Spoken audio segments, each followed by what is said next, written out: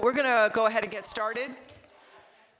So thanks everybody for showing up. I'm Diane Kresh, the Director of Libraries and the convener of WOW, which is Women Work, and it's the employee resource group for women leaders in Arlington County, but we're open to anybody who's interested in advancing the employees of Arlington through the organization. So thank you all for being here. Thank you for our friends in the fire department for joining us. It's great to have you here. And so today we're going to talk about pay equity. Does anybody think about pay equity ever in the workplace? I heard Kim and a couple of other panelists on the Kojo Namdi show on April 2nd, which happened to be Pay Equity Day, which is the day this year that symbolically equates to what men earned all of last year based on the disparity in pay levels. So it happened to fall on April 2nd. Kojo had a show. Kimberly and her panelists did what I thought was a really terrific discussion. This issue has come up a number of times in our brown bags with WOW and in some of our informal conversations over the past year. So I thought, great, we'll reach out. And so we're delighted to have Kimberly Churches, who's the Chief Executive Officer of the American Association of University Women, which is a leading voice in advancing equity for women and girls through research, advocacy, and education.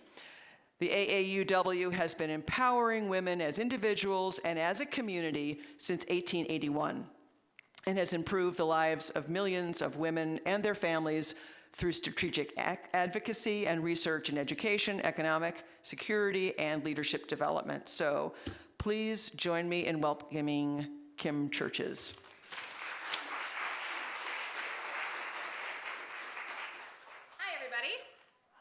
So as I told the gentleman as he was turning on the microphone, I'm a reformed high school English and journalism and public speaking teacher. So to keep 17-year-olds awake, I typically moved around. If I seem to, I'm not great when I have to be 7 years ago here. I can stay here if everybody can hear me, but I may move around because what I'd like to do, if you're good with this, is keep it as conversational as possible. I am transparent, I can think on my feet in those ways, and I think those lead to the best discussions on these issues. Because overall, I would say I'm exceedingly bullish on how we think about equity roles in our schools, on our campuses at the college and university level, in our workplaces, and in our communities. And as we think about the full life scale, how we interact. And why am I bullish? It's because I've been doing some focus groups with men, women, and non-binary gendered people ages 21 to 40 in a lot of metropolitan areas around the country. And whether I'm in Houston, or I'm in Charlotte, or I'm in Tempe, Arizona, or I'm in Manhattan or San Francisco, some real consistent threads of what these next generations are expecting of their time in the workplace, not only where they receive their paycheck, but where they spend that paycheck, that they're really increasingly demanding inclusion and demanding that there's fair space for everyone to thrive, which is essentially what we're about. This organization, from Diane's kind introduction, we've been around a little while. We were a part of the suffrage movement, and we were definitely ensuring that women had access to whatever higher education, hence that U of university in our current name, had access to in any field they wish. Because back in the day, we were deemed that women, if they were working this, could not work this.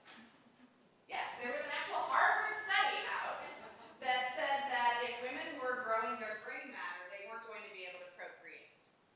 Weird, I could still do trigonometry and seek a higher ed degree. So what we debunked, our very first research report was essentially debunking that myth.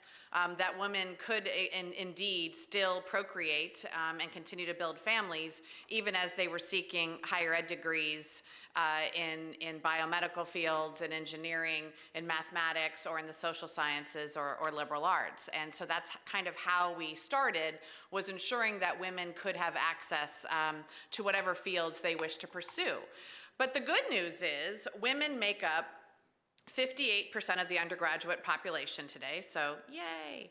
And we won that battle about 2.5 decades ago. So it's not like it was yesterday that women were making up the majority of students at the community college, and university levels.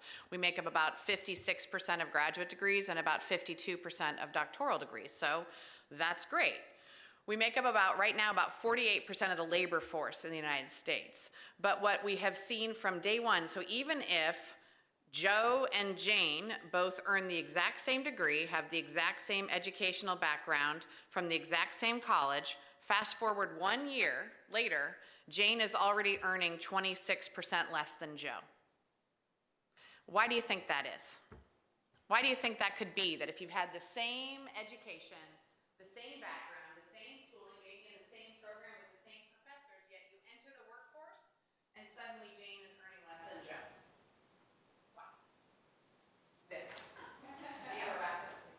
It's just that I'm not wearing my Spanx today. Yes, ma'am. I find that sometimes women are afraid to negotiate higher salaries. That is very true. I've had a comment that women overall are not as confident in negotiating for that very first salary.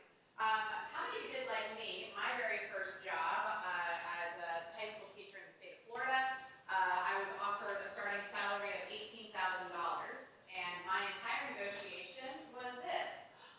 Thank you. Anybody else go through that? Yeah. So I think you're absolutely right. That's definitely part of it. The others are good old-fashioned bias and discrimination. That there is an assumption that if you hire women that are traditional students right out of school, that they will want to go and get married and make babies, and so therefore may not be the best bet. Now in 2019, I find that shocking, because as I think about my life and about the way that I was raised and about my daughter's life and the millennials and the Gen Zs and the generations to come, they're no longer working off of a paradigm that was set up on an Ozzie and Harriet black and white television show. So my role as I left college was never to be able to perfect a Scotch on the rocks, a chicken in the oven, and waiting, in my Beverly, what was her last name?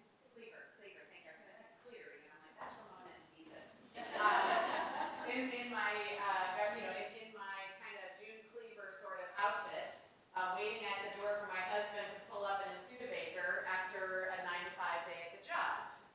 Furthermore, we passed the Equal Pay Act, we passed the Civil Rights Act, we passed the ADA, all in the 60s. Yay, America, great job. But do policies and laws overall affect all the changes that are needed on biases and attitudes? As I think about the Civil Rights Act being passed in 64, how are we doing on racism and discrimination right now in the United States of America? Long way to go. Long way to go. So policies and laws are put in place to protect us, but they don't naturally make sure that we are changing our behaviors and the ways in which we engage with fellow human beings. Now, thanks. I'm happy to do it. You got it. I might even karaoke a little later. Since I know this is at lunchtime and your stomachs are probably growling. So as we think about laws, and so we work on, as Diane said in our intro, we ensure, one, that we start with facts. Yep, I work and live in Washington, D.C., and there's still some of us that still believe in great facts and starting with a basis of facts. And then moving from there to create the right advocacy programs to ensure municipal, county, state, and federal laws are up to date for what the needs of humanity are and our environment. And we work on, in addition to that advocacy work at a very grassroots level to federal level, we also work to ensure we can create the right programs that can help to impact change. And I say that because, again, laws in and of themselves don't solve all of the problems. There are still a lot of programs we need to help us all to grow. So think about the extraordinary gains we've made with the LGBTQ community and how we think about inclusion and diversity so much differently today. Think about Title IX. Does anybody know what Title IX is? Okay, and we think about Title IX because I'm a former Division I I'm a Division I grad. We think about it a lot of times as just access for girls to sports. Title IX is far, far more than just about access to sports at a K through 5 level, middle school, high school, and college level. It's also really, just frankly, about eliminating discrimination in our schools, pre-K through college and university experience. So that gets to harassment and assault on campuses. That gets to a professor who might say, no, Diane, I don't think you should pursue electrical engineering. I really think you should look at sociology or teaching instead. And how we ensure that we're not allowing our unconscious or implicit bias to determine the future of others, really eliminating those barriers. So we really believe in the advocacy programs, but if we don't create actual educational programs so we can have the types of dialogue I hope we can have over our time together today, we're not going to affect the type of change we really need. Now, how many of you have ever checked what your own unconscious or implicit bias is? Has anybody ever done a test on that? So if you haven't, there is a test you can take that Harvard developed. It's at implicit, implicit.harvard.edu. And, you know, I work with a group of badass women at the American Association of University Women. We are 170,000 members and supporters in every congressional district in the United States and in U.S. territories. So we're all over the place. And yet, even when our own members and supporters took the test, they went, yeah, I typically see a leader as a white male. Yeah, that's what that looks like to me. Is that what we think about as leadership today? Should we be thinking that way? How are we checking our own bias as we think about who should be in front of us? Even as I am hiring at different positions I've had women who've come in who've been 7 months pregnant and have, you know, told me or shared with me right out of the gate. Do I create my own implicit bias by assuming I know how she is going to caretake for her family, or do I have a conversation and listen to her directly? If I'm using my implicit bias at the door, is she going to be able to live her best life, or am I choosing the pathways for her? That's how we have to think about implicit bias. It's not to say that implicit bias is bad. For goodness sake, we have bias since the cave people, essentially to make sure we're protected. You know, more fire, more food, more shelter. That's why it's protection and safety for human beings. But when we allow our own unconscious bias to impact the lives of others, now we're putting our beliefs and value systems on them and not allowing them to live their own best lives. So those are some of the programs we work on. So let's get into, as Diane said, you know, some of the things we work on. We start with basis of knowing that education should be the vanguard. Education should be the access point for all of us as the great equalizer, right? But as I said, even with great education and training, so whether you are college level and then in CTE or VOTEC or special training apprenticeship programs, or whether you go on for advanced degrees, et cetera, you should be able to, in my mind and in the mind of the majority of Americans based on a recent poll we conducted, you should be able to pursue your career choice not worrying about gender bias as to salaries. And to your point as well, knowing how to negotiate that salary as well to counter any of that bias or discrimination. But as we leave and enter the workforce, as I said before, does anybody remember the statistic? If the average human being with a 4-year degree is male versus female, what the pay gap becomes 1 year out of school? 26%, kind of scary, right? A little over a quarter on every dollar. So we have to think about what that means in terms of pay equity, so how we can make sure we can put together the right programs, the right practices, the right policies, and the right laws to protect human beings. But we also have to make sure we're working with human beings and creating not just bystander programs, but upstander programs, so that if John, in that example from before, goes, that's weird, I think Jane is earning more than I am. I wonder if I should say something about that, that John feels empowered to do so. Furthermore, if you think about, as we go to college, how many of you are still paying off student loans or have student loans you're taking on for kids or other folks you're caregiving for? Anybody have? I just am paying for elementary and middle school right now. But a lot of us are thinking about how we're saving for college, right? And we know the student loan debt is a national phenomenon. It's a national tragedy of where we are with student loan debt today. But do you know that there's even gender bias on student loan? Women on average take on almost $3,000 more student loan debt than men do. And for women of color, it's far worse. The average white male will take on about $19,000 worth of student loan debt. The average black female will take on $31,500 worth of debt. Think about that. Great. Why is that? Partially, it is bias, if you can believe it. Based on a lot of national polls, even in 2018 and 2019, families will still sadly save more for their male offspring than they do their female offspring for college. Women, because of childcare, elder care, other responsibilities, sometimes go in and out of schooling, and so therefore can't stay steady state. So there's more non-traditional students as women going back. Many are working, caretaking for children, and going to schooling. So all of these factors take that into account. Women also, as we look at this, also are taking on more credit card debt at the same time as well, and paying for schooling in non-traditional ways. So some of what we're working on at AAUW around student loan debt crisis is on strengthening the Pell Grant, on ensuring we can work with all of our public institutions to make sure they're also strengthening resources for non-traditional students, things like childcare on campus, at defined hours that match with when classes are offered, and not just in 10 to noon spots, et cetera, and a lot of other programs I can share too. As we think about the economic security initiatives, it's more than just pay.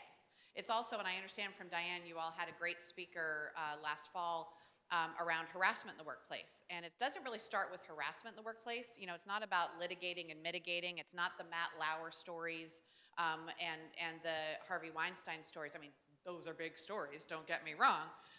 But it's also those little microaggressions that can easily turn into a culture of macroaggressions. So it's what you hear about around a water cooler, and being brave enough to say, not cool to say that about our colleague Jane, or that's an unfair assessment, before it turns into macroaggressions. Aggressions. So as we think about economic security, it's more than just your pay. It's also the environment in which we work to make sure it can be an inclusive environment so all can thrive, right?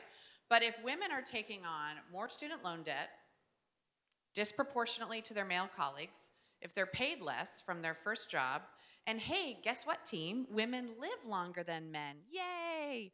So what does that look like just with basic arithmetic as it compounds over time? It means we're less prepared and frankly ill-prepared for the magical word of retirement, because we've had less money going in.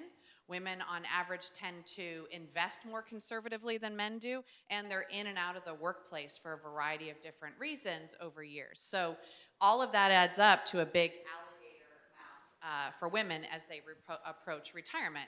And frankly, retirement becomes a word that's more like white male privilege than it is about how we think about retirement as we're all thinking about our futures as well. And last on this, I will say, because Diane mentioned leadership, we cannot, and I have a leadership report up here and some handouts. If you didn't grab it, you're welcome to it. You cannot look at pay equity without also looking at the leadership gap.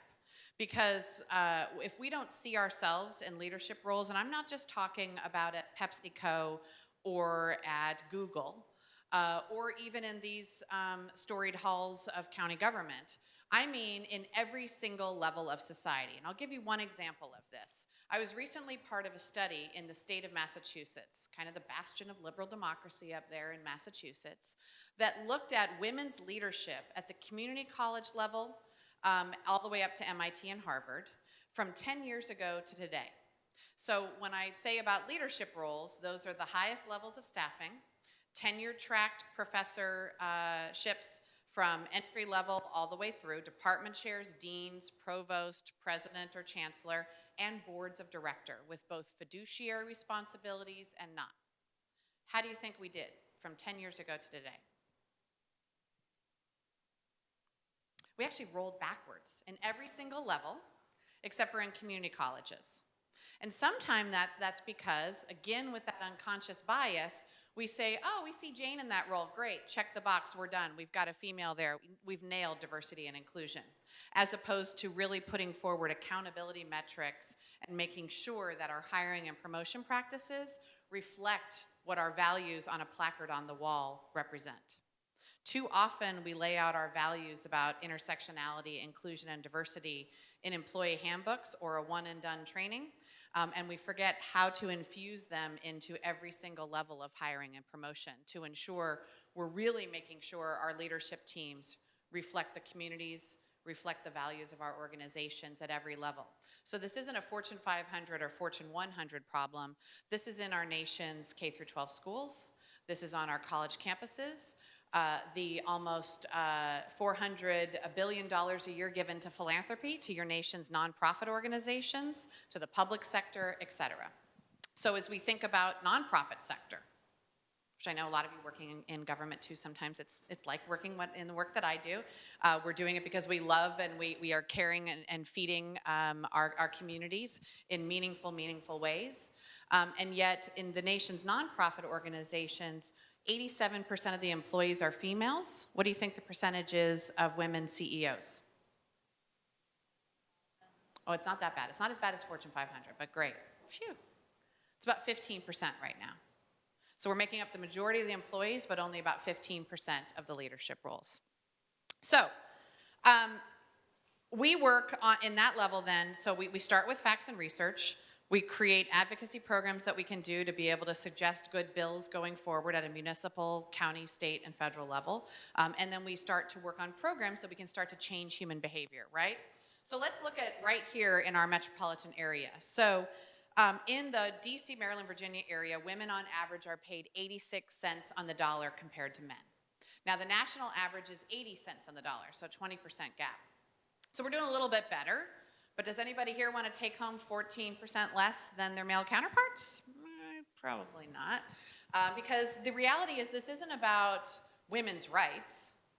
This is actually about economic security for families.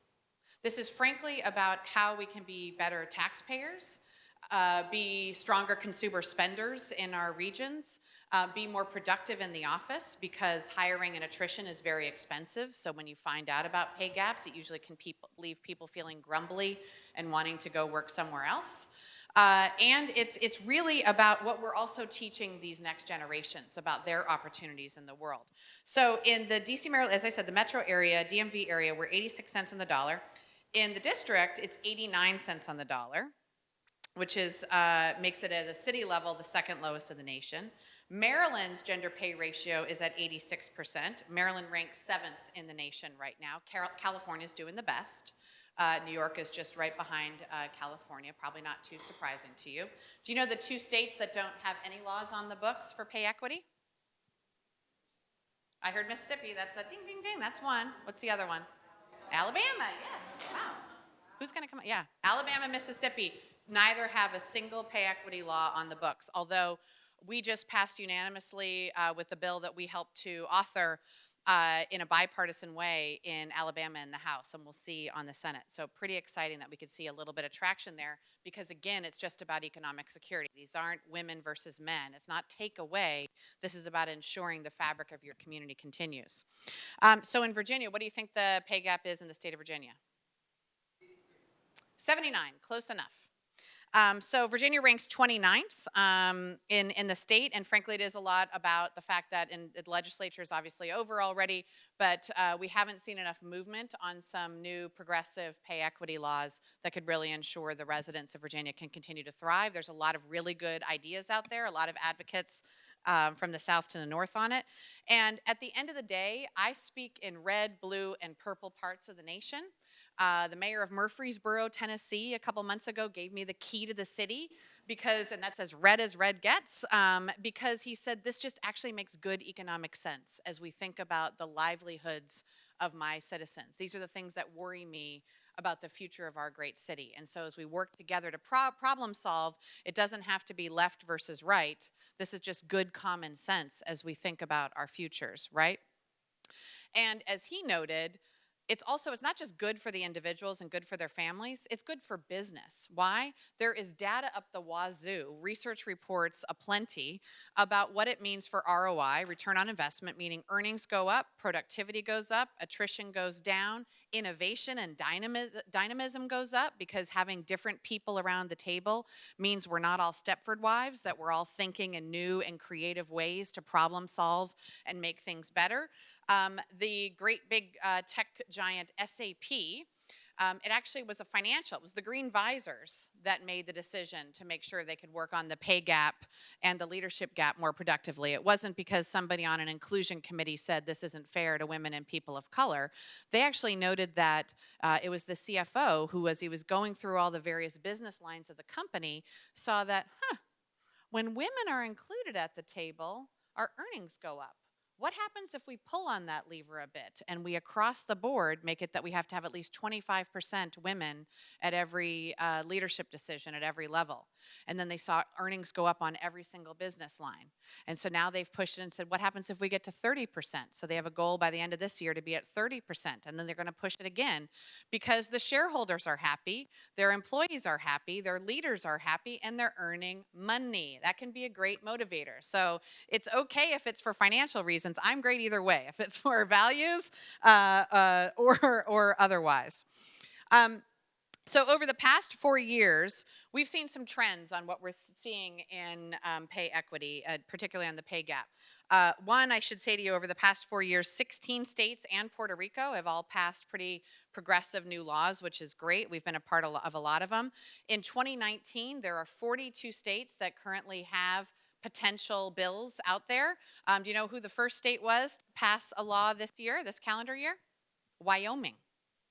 Pretty cool. It was their first major pay equity bill because, again, they started seeing their young people leaving the state, going to other states where they had more opportunities, and they're actually worried about brain drain. So this is another opportunity as you think about it.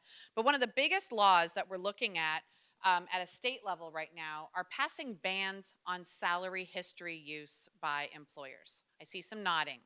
Why do you think that's important? Why would your salary history, so I'm turning 50, I've been working for 32 years. Why do you think not allowing my salary history to be part of my hiring in a new position would be helpful to me?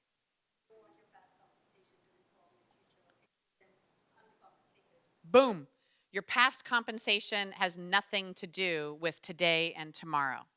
Because if you were, remember, my negotiation for that awesome $18,000 a year job to work almost 70 hours a week, my entire negotiation was saying thank you. So if I was underpaid by $9,000 a year then compared to my male counterparts, how is that $18,000 going to influence my pay today? I mean, sure, every employer would love to save a little bit on their salaries and benefits line, but is that fair to the individual? Of course not. So banning salary histories, you're actually seeing even proactively major employers around the nation not waiting for policymakers, but actually doing that on behalf of themselves because they know it's best practices, not just for future employees, but for their current employees to see them living with more transparency on these issues. So the Equal Pay Act was passed in 1963, which is a little bit like the Ozzie and Harriet image I was giving you before of my roasted chicken and the scotch in my hands with a smile on my face and ruby red lipstick waiting for my man to come home and feed him dinner after a long day. The reality is, too, if it was 1963, the workforce looked a little different. One, I'm not wearing a corduroy miniskirt. I don't have a bouffant hairdo, luckily for you. And I am, the way that we work in 2019 with digital media, with flexible schedules, with more women than ever in graduating with advanced degrees, et cetera, it looks different than 1963. Would you agree? So we have to update. Our laws are not meant to be steady state when we pass them, and it's a static moment in time that thereby this will live on forever and ever. In some cases, they do. But really, as we think about the modern workplace, it has evolved, and we need to make sure our laws are in place to evolve it likewise. That's why we led the coalition to reintroduce the Paycheck Fairness Act in the 116th Congress. And I was really proud to stand up there with Lilly Ledbetter, who, if you've ever heard of the Lilly Ledbetter Law, which was signed into law by a decade ago by then President Obama, it really ensured she'd worked for Goodyear Tire for decades and found out through an anonymous tip that for more than 20 years she had been underpaid compared to her male colleagues. But because of statute of limitations, she wasn't able to reap back. And so part of what the Paycheck Fairness Act does is eliminate those statute of limitations, but it also does a couple of other things. One, It prohibits the use of salary history. So instead of us having to wait for every state to pass that law, if the Paycheck Fairness Act passed the Senate and becomes law, then in fact, actually, it would be the law of the land, which would be amazing. It also tightens up other factors other than sex. So it closes loopholes that have been weakening the Equal Pay Act around disabilities, around sexual orientation, et cetera. And it also makes sure that our EEOC is doing data collection on pay, meaning employers must be doing regular pay audits and submitting their data into EEOC. And you know why that's a really good thing? Because I'm from the great state of Florida, the Sunshine State, and sunshine is a great form of a disinfectant, right? If you've got stained whites, you put them out in the sun. And when you're releasing and putting information out there without opacity, but by having sunshine on them, good things happen. If we keep it all private, we can keep our bad practices going and we don't ensure that all can thrive. And so by having that data collection and regular pay audits, we really can make sure we're doing much more for the average individual.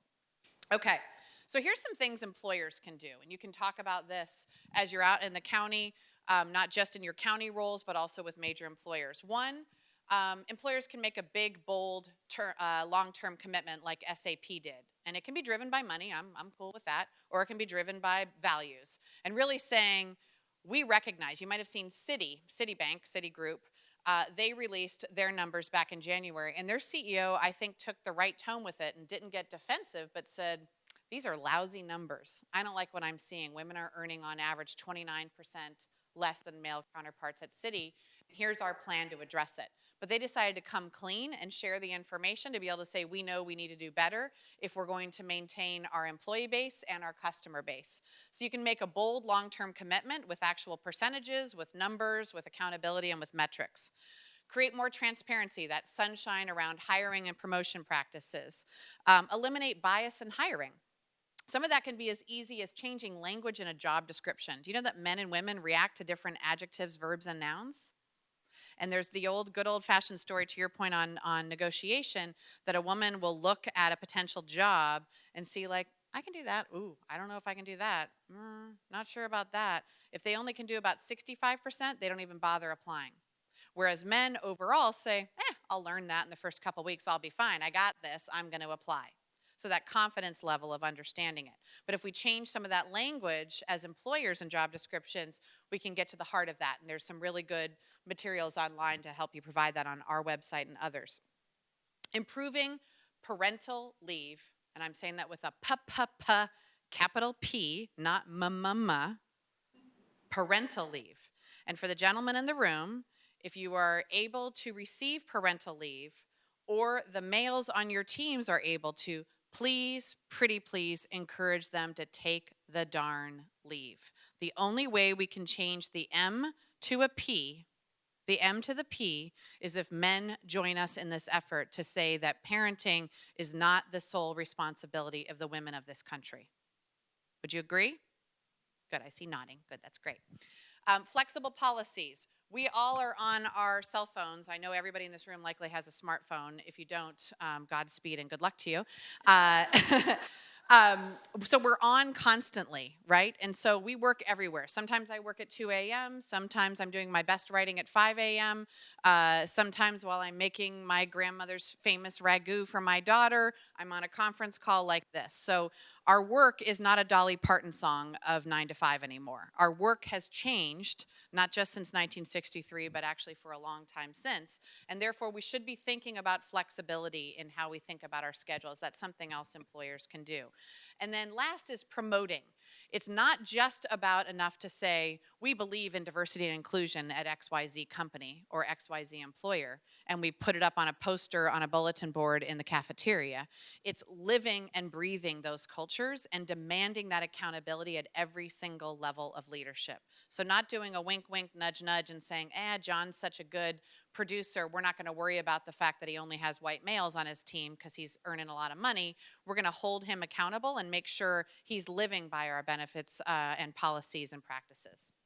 So now, she very kindly brought up negotiation, which is a big part of what we do because, yes, ma'am. In performance evaluations. How does that work? Oh, no, of course. So the organizations that have repercussions for accountability on that means no bonus, no pay raise, in the same way as that if you're doing your job, that's part of your job, and it is held accountable at the exact same level. Hiring and promotion practices, if this is a practice of your organization and you're not holding your supervisors, managers, directors, and leaders accountable on those, shame on you. It's in word only and not in real action. So it's not just about what you deliver to the humans you serve or the customers or the widgets you're trying to sell. It's also holding up accountability on hiring and promotion practices. And it's amazing. So the financial industry is one of the worst. So people always say, on pay equity, oh, women choose different jobs. It's their own fault because they choose things like social work and teaching, and they don't choose electrical engineering and the like. So when I go to the grocery store, I really only care about organic Honeycrisp apples. So I'm not comparing organic Honeycrisp apples to lemons or lemons to granola, right? So even if you line up an organic Honeycrisp apple to an organic Honeycrisp apple, men on average earn more than women do, even with all the same skills, all of the same items. So on the example of the financial industry, on the retail banking side and on the commercial banking side, they're doing pretty well. But guess the biggest area where women are falling behind, and it also happens to have the most harassment, rape, and assault in there when women are applauded, is the investment banking area, because it's a man's club, right? So this is where, to your point of how do you do this, there were just recently, I won't name the bank, a couple of really major folks in investment banking that were let go because they were not living the organization's hiring and promotion practices, and they were avoiding it all. They were still earning a boatload of money for the firm, but they were not living that, and therefore they were keeping a toxic workplace environment, so they were let go. So that's a good example. Oh, agreed. Agreed. Come with me on some of these focus groups. You'll be less cynical, I promise. Okay, so on negotiation, because we know that it's not just about policies and laws, it's also about training all of us, men, women, and all people here, on how we can negotiate our own futures. But is negotiation a solitary practice? Are you negotiating with just yourself? No, you're negotiating with at least one other human, likely more than one other human, and they have their own biases, discriminations, and thoughts on things too. So we have a free course. There's some flyers up here on it, and some little bookmarks here too. That's an online curriculum. We also do in-person workshops in DC, Maryland, and Virginia, all free of charge. And what this course does, if you're doing it in person, it's about 2 hours long to teach you how to negotiate. And I will tell you, it's not just about how to learn. I mean, how many of you took a negotiation class in high school or college? All right, well, maybe you should teach this then. Yeah, great. A lot of us did not, unless you were going into kind of a sales or business administration or the like. And so you sadly started out like me, where you just went, well, they like me, and so therefore they must be paying me equally, right? And I didn't negotiate or know that I could because nobody told me I could. So learning those skills are not just great on salary and benefits, and it's really important to talk about benefits in addition to what you're earning at an hourly level or a salaried level. Negotiation plays out in all parts of our world.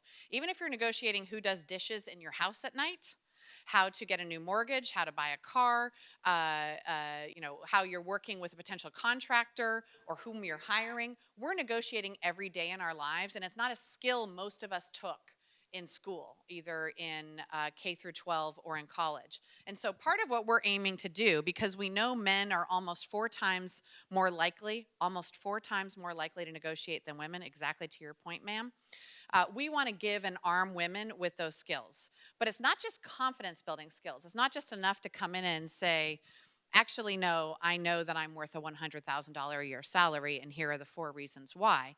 It's also understanding your value in the geography and the space in which you're in. Because what we earn in our metropolitan area is different than what I would earn in Atlanta, and it's different than what I would earn in Chicago for the same work. So we also teach market value, how you can find the median point and know where, if you're a public relations manager, what your median value is for that skill set, that level of education in your geography compared to a big curve of peers. So you can determine what your walk away point is, what your high aspiration is, and what your mid-level is. And we teach you how to counter those biases that you might receive from the people with whom you are negotiating, how to overcome no's, how to think through it.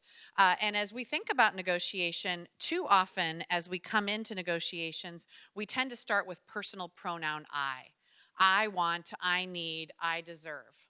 But if you take the tact of negotiation as more of a we exercise, we are going to be an amazing team. I believe in supporting our shared mission in this work together. You're going to create a whole different environment of a conversation, and it is a conversation. It doesn't have to be the only conversation. So if you have not ever taken a negotiation course, you can do it online for free in your pajamas and fluffy slippers at home at your own leisure at salary.aauw.org.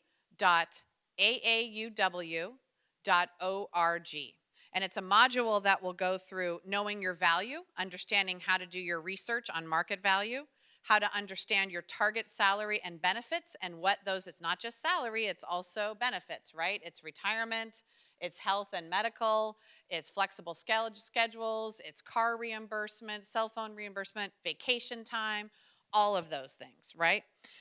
We want you to understand your strategy, how you're going to go in and approach this, because you can set the tone, and how to practice, practice, practice. My 11-year-old daughter finally learned how to blow bubblegum bubbles, and she stood in front of her bathroom mirror practicing it for a half an hour. We can at least do the same of trying to practice with a friend, with a family member, or in our own bathroom mirror like my daughter Ruby. So our course again is at salary.aauw.org.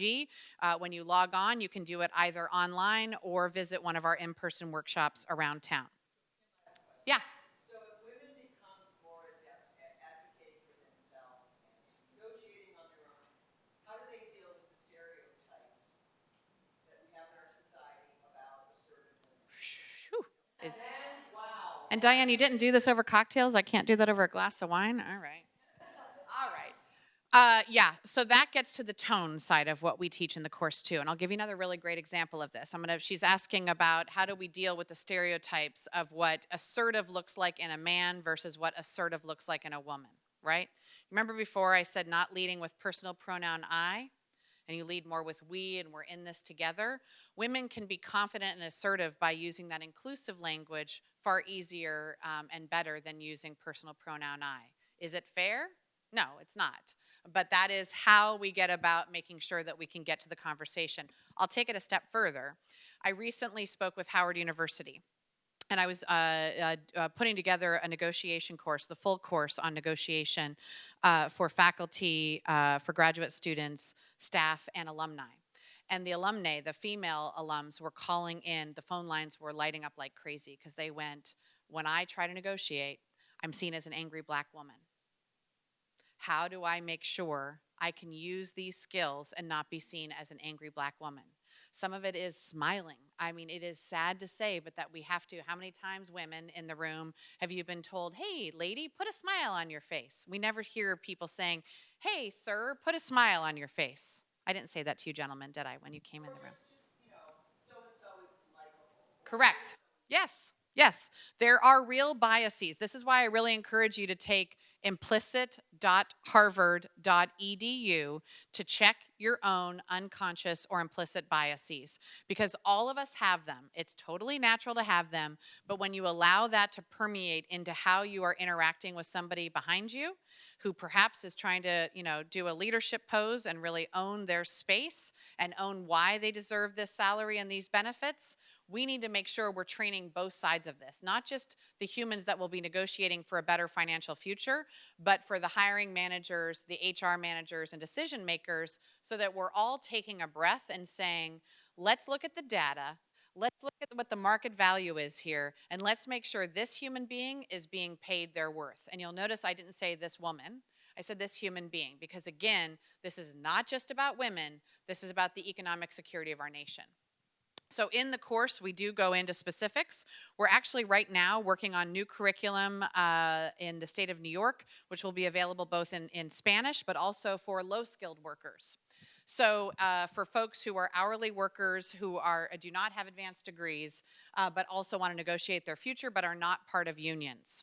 And the reality is, do you know that there are some states that have a non-compete on the books to say that if you work for Target in Rhode Island, you can't immediately leave and go for more money to work for Walmart. Think about what that does by having a non-compete clause out there of not allowing people to make the right decisions to pay their electric bill, to feed their families, and take care of themselves. And so we're also working on low-skilled workers' new curriculum so we can make sure every human being here can have a job that is paying a living wage, that is paid with equity and dignity at every single level of our society. But we also have to learn on that. That's why the practice comes into play so much, because our own distinctive abilities, if you're not accustomed to public speaking, if you're not used to negotiating these ways, women can be seen as overly aggressive or overly timid as well. And so we have a lot to counter in this. We heard actually on the Kojo Namdi show that Diane mentioned, we had two humans on the panel with me, a woman in the restaurant industry, and golly gee, I worked in restaurants from about the age of 17 and put myself through school. I know what I faced with sexism and harassment. Her stories were atrocious, not just on invasion of personal space, but also in terms of pay and leadership abilities. And so, and there was a Latina woman as well on our panel who talked a little bit about what she faces as a Hispanic woman. So there's a lot more to this than just saying what your market value is. It's also all of those nuances of with whom you are negotiating. I'll say one more thing on negotiating and then just really encourage you to get into the course as well online. And if you ever have any questions on that and want to reach out to me or my colleagues, my card is up here too. But we have to also make sure that this is a conversation. And I think far too often human beings are listening to speak. You know what that means? We're hearing because we're, but, let me insert my thoughts and my thinking on this. And in a negotiation, one of the most important things you can be doing is watching the other person or persons with whom you're negotiating. What's their body language look like? Are they yawning? Are they rolling their eyes, right? Are they getting defensive about their packages they're offering? How can you put them at ease so you can have a productive conversation? So spending more time being a sociologist or an anthropologist than only just negotiating on your own behalf. Now, I do want to say something about also, because it's not just about negotiating, it's also about networking, mentorship, and sponsorship. And this is another big area for me as we look at closing the leadership gap. How many of you think you're good networkers in your chosen field, that you're good at knowing a wide network? I see one here. What makes you great at networking? That's a great, so you actually have intellectual curiosity. You're curious about learning about other humans. That's great. So sadly, for most women, we're not intentional about our networking. We think if we go to a networking event and we collect the most business cards, we won. Well, it's not like, finding out how many jelly beans are in the jar. It's not about quantity. It's about quality. And there are 4 big areas that you need in your network. You need influencers. So you need people way above you who have an ability to garner an audience. You need experts. You need people who really know your field, right? You need creators, people who are really already doing the work or creating new work. And you need those connectors who might be your peers. But sadly, women tend to do better in their networks with their peers because it's a comfort level. So we get people who are basically at our level, below our level, or just above our level, rather than seeking out those big influencers or experts and really making sure we're being intentional about who our network is and how we build it. How many of you have fruitful mentoring experiences in your careers? I have. A couple of you, good. Mentoring is really key. How many of you are currently serving as mentors for others? It's one of the most rewarding experiences ever. I do a monthly piece for NBC News on Know Your Value, and this month I wrote for Morning Joe Show on the value of the mentor-mentee relationship and some tips for mentees on what you can do to make sure you're actually in a relationship with another person to make that as valuable of an experience on both sides. Does anybody know what the difference is between mentoring and sponsorship? Besides sponsorship of like a walkathon or the like. Yes? Mentoring doesn't have to be really within your employment trajectory. Uh-huh. But sponsorship is someone who you expect to actually be lifting you up Great. in your employment trajectory. Yeah. So she said, mentoring, you might have mentors like I do in other fields, and I really encourage you to do that, not just with your current employer, but outside of your sphere as well. I have mentors. I've been in nonprofits for almost 30 years, but I have mentors that are in the for-profit sector, that are elected officials, appointed officials in school districts that have really served me well in becoming a full human being in my profession. But sponsorship is much more deliberate, and that means that person is going to speak on your behalf even when you're not in the room, and they're going to be advocating for you to march on up. So that would mean I had a sponsor, which I didn't even know it. He let me know, I'm now your sponsor, where he said, Kim, I see great things in you. I'm now speaking on your behalf to get you into this leadership level at the university when I was in academe. And that person was going, behind closed doors without me knowing it, working on my behalf to help me move up. And frankly, men are more likely to have mentors and sponsors, and women are more likely to have mentors but not sponsors. So women, get better about being intellectually and intentionally about building your networks, but also start to think about with whom you'd want to engage to be a sponsor for you. Now, I mentioned in the very beginning, and then I want to see if there's any big other questions, because Diane opened up a big can of worms there on aggression and and it's important to get to the emotional heart of this. One, I said in the beginning, I'm really bullish on all of these issues. Wherever I have been as I've been talking with young people, in high schools, on college campuses. This week, actually tonight, I'll be at the University of Maryland. We have about 1,000 college women student leaders coming in from over 300 college and university campuses for a leadership conference that begins tonight and runs through Saturday. And these kids and these women are extraordinary. I mean, they are real leaders. And when you hear how they are approaching both their education and how they're thinking about their professions, I guarantee you're going to be more like Tigger when you go to sleep tonight than Eeyore, because the future is bright as we look at where the young people are thinking, because they simply just demand it. It'll be 2 years this Friday that I started at AAUW, and I left the Brookings Institution, where I had a really rich career working in public policy at a public policy think tank, and I loved my work. My daughter, who's now 11, as I was leaving, she was then 9, started to cry and said, why in the world would you ever leave Brookings? I love it here. I'm growing up here. Everybody's so cool, and you go to neat places. And what is this AAUW? I mean, that's dumb. Why is there an organization that helps girls and women? I mean, everybody knows we can do what the boys can do. So if we have Ruby's ideals and we don't allow that to be, she's still pitching for her little league team, baseball, not softball.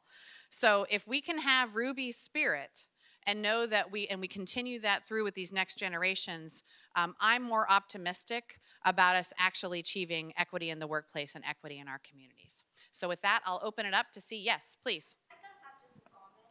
So I think when it comes to networking, this has been my observation over my career of 20 plus years, is that fundamentally, and I think the difference is because of domestic responsibilities. When I think of networking, I think my best opportunity for networking are people that I've worked with over the years, right? I mean, that's almost like if I can't do a good job keeping up with talented people that I have worked with who know my work product, for me to show up to some networking event where I'm walking into a room of strangers, it's sort of almost like ridiculous. And what I've observed over the years is that men do a much better job networking with people that they've worked with and staying in touch. And I've discovered that through many, many conversations. With women, it's a struggle.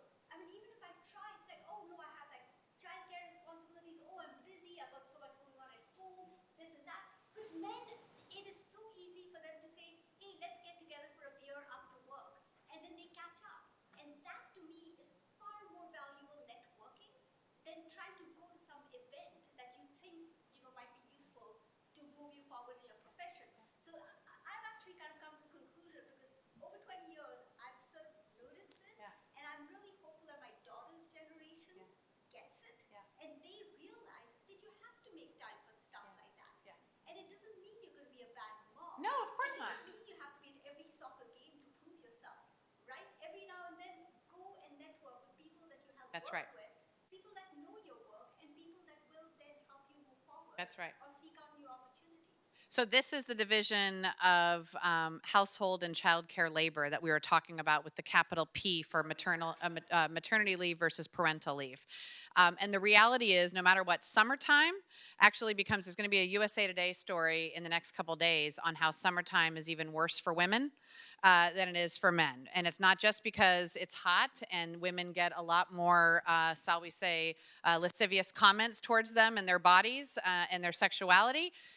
But also because they shoulder, when school gets out, I start panicking about what I'm going to do with my daughter as the school year gets out. Because I have a guarantee for 9 months as to what she's going to be doing Monday through Friday.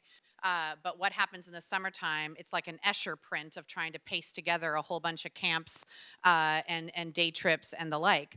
And so you're right. Unfortunately, in 2019, women still are overburdened by household chores and by child care and elder care responsibilities. Some of it is because we too also have, some of it is just because of these social norms. When I say to you, our entire working environment is still based off of antiquated paradigms out of about the 1940s, I cannot emphasize that enough. But the change only comes when we as women and we as men demand change. So my daughter's father is a federal agent. We adopted our daughter from Guangxi, China, and just as we had to wait, it was like a gestation period of an elephant to finally get through the adoption process, so I'm a very old mom. But as we were getting near to it, I was up for a really serious promotion at the university in which I worked at the time. And my husband and I had a long conversation about what to do, and he said, you know what? I have never changed a diaper. I work for the federal government. I am entitled to, even though none of my peers have taken it, I'm going to take 3 months leave. You're going to take this promotion and you're going to kick ass in it. And so what I did, we went to China for 2 weeks. I stayed home for 2 weeks after that.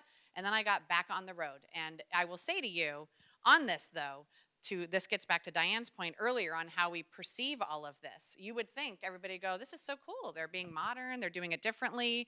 Joel is learning how to change a diaper. And let me tell you, his first few tries were not successful. And it worked really well with his bonding to learn how to become a parent. I was still absolutely very much engaged in my daughter's life. But what happened with perceptions, coworkers, men would go, congratulations, rock on, you got this job, that's great. But how are you going to do this with a baby at home? Do you think a man is ever asked on a promotion, how are you going to do it with a baby at home? Mothers face a motherhood penalty financially for promotion and salaries.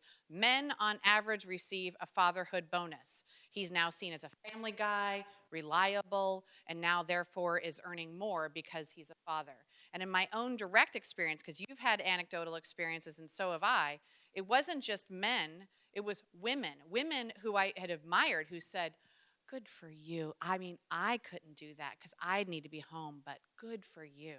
And my husband was treated as if he had just walked from the heavens down. Can you believe it? He's babysitting that baby. I'm like, actually, it's called parenting. He's not babysitting, he's parenting.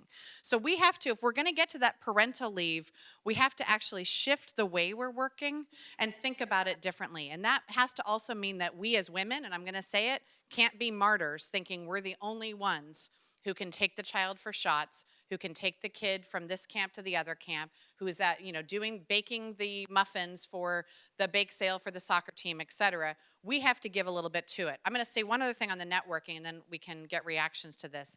I don't believe as well in networking events that are labeled with that capital N of networking. I think networking, intentional networking, can happen everywhere. It can happen in your cafeteria.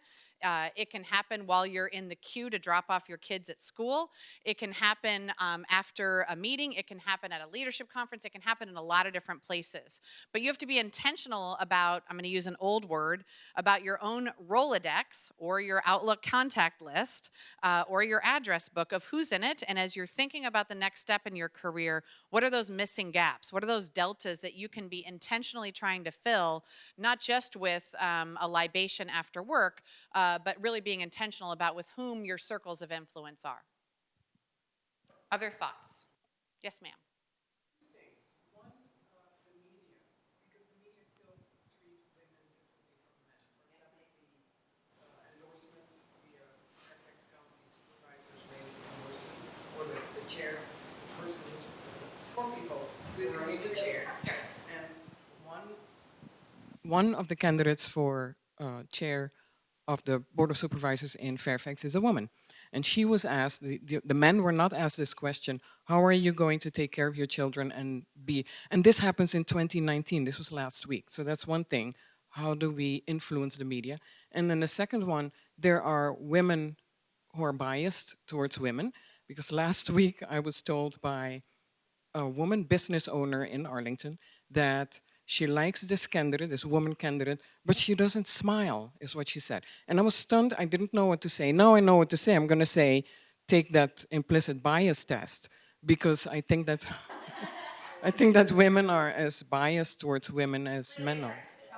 So how do we influence the media? So she asked first about how do we influence the media, because let's be honest, it's easier for them, it's sexier for them, and it's better headlines when they stick to the same old script that's been working for them for decades, right? So I do a lot of media interviews, and if a journalist has a particular bent, because all of them do, because we all have bias, because we're human, I correct them and say, actually, that's the wrong question. Let's rephrase that question this way, and let's do it. If I'd had the question about running for a Fairfax County seat, and somebody asked me, how are you going to take care of your daughter? And I would say the same way that John and Joe are taking care of their kids. Next question. Exact same way. But we can influence the media on that. It also means we have to be careful on how we're aggregating what news we're reading. So with the advent of, I'm a big Twitter person because it's the way that I can look at news from the left to the right and really be able to pull in lots of different news sources domestically and internationally. But I'm very careful about what I like and what I don't if the language is disparaging to a gender or to people of color in some way that sounds dated. So check your own language. Sometimes pause before speaking, obviously. Think about it differently, and most assuredly take that implicit bias test. There's nothing wrong with having implicit bias. We can't avoid it, but checking yourself on it so you're not taking on what you've seen for far too long.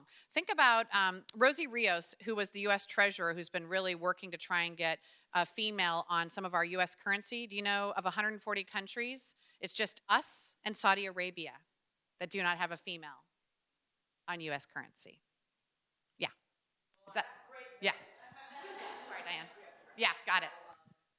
We have some literature over here, business cards. We can stick around a little bit and have some more informal conversation. Great. Thank you very much. Oh, pleasure to be here. Thank you. Thank you all.